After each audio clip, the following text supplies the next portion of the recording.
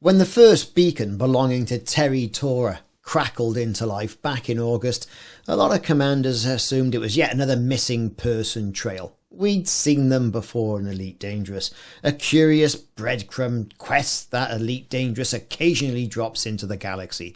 We see him at Halloween, see him at Christmas, but this was kind of like out of kilter, wasn't it? With the normal sort of like holiday quest.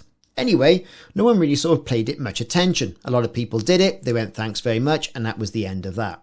What nobody expected was a discovery that would kind of ignite a fire under exobiology, which to me has been kind of sort of take it or leave it.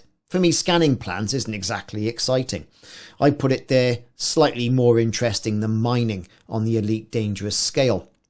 Anyway, vistagenomics was the trendy thing to do and an awful lot of money could be made.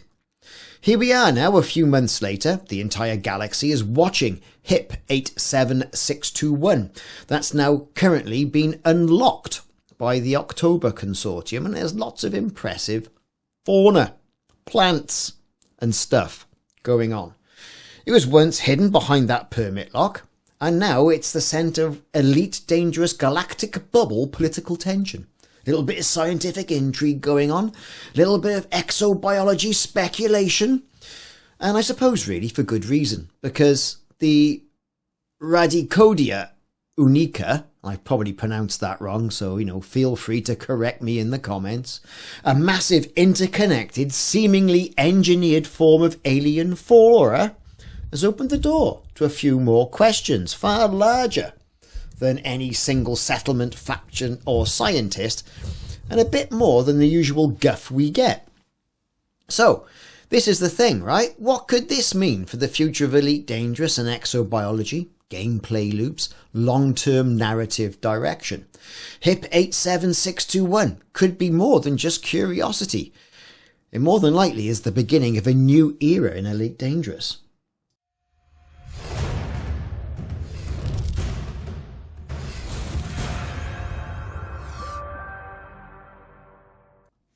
Hello, it's Ricardo and welcome back to Elite Dangerous. Well, it's all happening if you like scanning plants.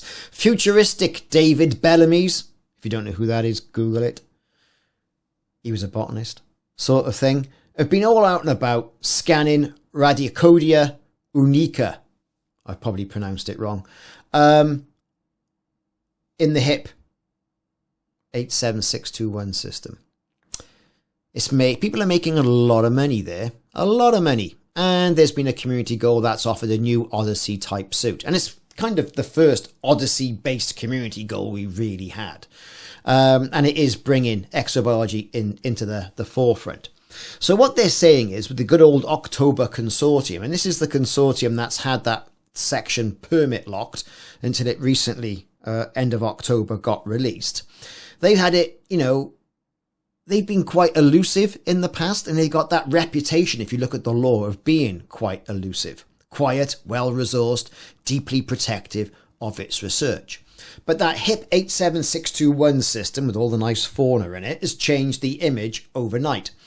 That permit lock around an otherwise unremarkable system, well, what was it? Radio silence, the face of inquiries, and when pressed, we need, more scientific experimentation, and commanders should get all that stuff to vistagenomics. Now, this level of secrecy implies a far greater thing going on in Elite Dangerous than just a new flower on a lonely rock. Some commanders see them as scientists out of their depth. Others imagine a paramilitary research group with dangerous knowledge. A few believe they're already in possession of something far older and probably more sinister. And if you look at the colour palette is definitely Guardian, don't you think? Anyway, who knows? No matter how you interpret their behaviour, one thing is undeniable. They didn't want anybody in the bubble or beyond getting their hands on or seeing what was going on in HIP 87621. And that is a bit concerning, don't you think? Now, when we first got into that system, commanders touched down on the worlds, right? Horrendously high temperatures in the sunlight, nice and cool, at night time. And you had these blue lit florists glowing through the blue haze. that blue haze, we've seen that haze before around the spire sites, around the Thargoid bases. Just it's blue, not green, right? Which makes it something a little bit different. Now, we've seen dozens of alien plants introduced through exobiology. But is it really a life form? This could be. We've catalogued everything from bacterial crusts to towering fungoids, but nothing has resembled these space trees, this Radicoida Unica. Probably got it right that time anyway. So why is that then? So they say it's this interconnected root structure that goes across the planet. Now, Vistagenomics confirmed that every forest patch, often separated by hundreds of kilometres, shares a unified subterranean network. So, you know, that's some heavy stuff, right? That spans like some sort of neural link. The behavioural activity, instead of passive growth, well, like other flora, it rumbles. It produces a sonic emission. It spouts spore bursts here, there and everywhere through these vents. And it doesn't seem to be random either. This is closer to behaviour than just biology, perhaps. Anyway, it's a biome, and it's appeared, and it's here to stay by the look of it. And, you know, do we know, was it known for life before? Who knows? Permit lock, wasn't it? I mean, it wasn't on any maps because it's all the October Consortium. It's secret. You know, something changed. So, have the October Consortium manipulated the environment, either directly or indirectly, and then this Radicoida Unica was then activated, awakened, seeded, nurtured. A bit like the old Lenny Henry, David Bellamy thing. Nurture water, if you remember that. From the 80s, if you're in the UK. But this Guardian glow, right, and some sound clues is a little bit, I don't know. No one has said it's explicitly tied to the plant, to the Guardians, but you got blue luminescence, resonant low-frequency hums, and a structural geometry that we're assuming has got some sort of like patterned textured cellular effect. That's what I would say. Anyway, who knows? Who knows what it's going to be? So a lot of people have been out sampling.